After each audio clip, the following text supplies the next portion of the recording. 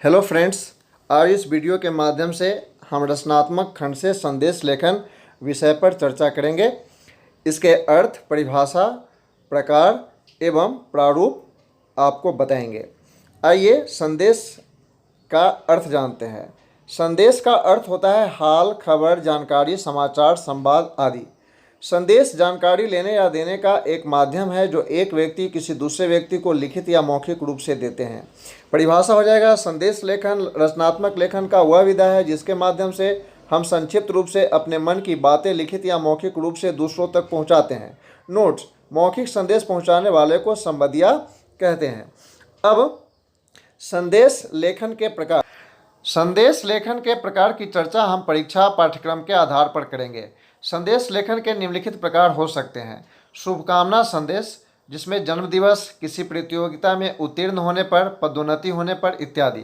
दूसरा में पर्व एवं त्योहारों पर दिए जाने वाले संदेश, इसमें स्वतंत्रता दिवस, गणतंत्र दिवस, दीपावली, ईद, क्रिसमस इत्यादि हो जाएंगे। तीसरा है किसी विशेष अवसरों पर दिए जाने वाले संदेश, इसमें पुण्यतिथि, योग दिवस, किसी विशेष आयोजन, पर्यावरण दिवस, शोक संदेश आदि। आगे संदेश लेखन को हम औपचारिक और अनौपचारिक रूप में भी बांटकर देख सकते हैं। औपचारिक रूप, इसके तहत हम ऐसे लोगों को रख सकते हैं जिनसे हमारा घरेलू संबंध नहीं हो, जैसे दफ्तर के लोग, सरकारी कर्मचारी, नेता, नायक नायिका या फिर अन्य।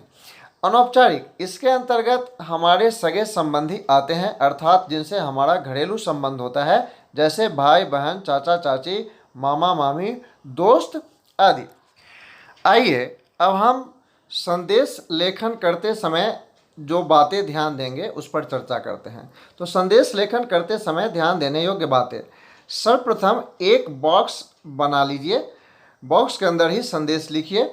अगर बॉक्स संभव नहीं हो तो कोई बात नहीं है। मध्य में विषय पर आधारित संदेश लिखें। बाईं तरफ दिनांक तथा उसके नीचे समय अवश्य लिखें। उसके बाद अभिवादन लिखें, जैसे प्रिय, मान्यवर, महोदय इत्यादि। मुख्य विषय का वर्णन करें। बाईं तरफ भेजने वाले का नाम होना चाहिए। यदि संभव हो तो विषयानुकूल चित्रों का समावेश करें।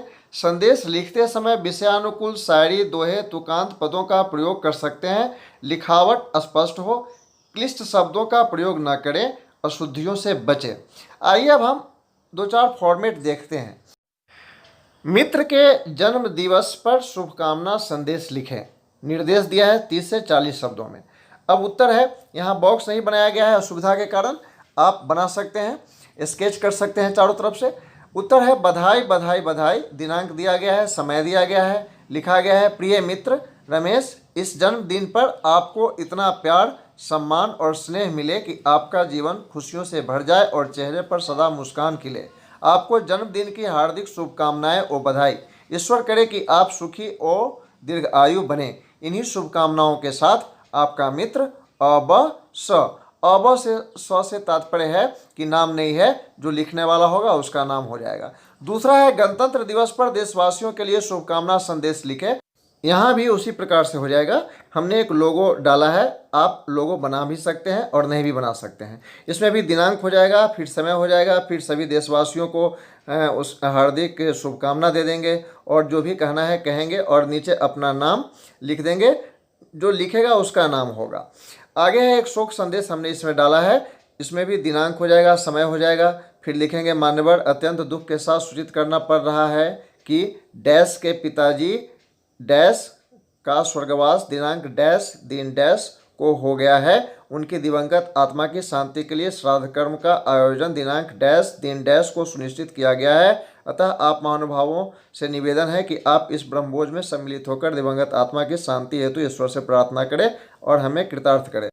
शोक संतप्त विनीत, अर्थात लिखने वाला, नीचे नाम और पता हो जाएगा। आगे एक होली के अवसर पर भी हम संदेश देते हैं।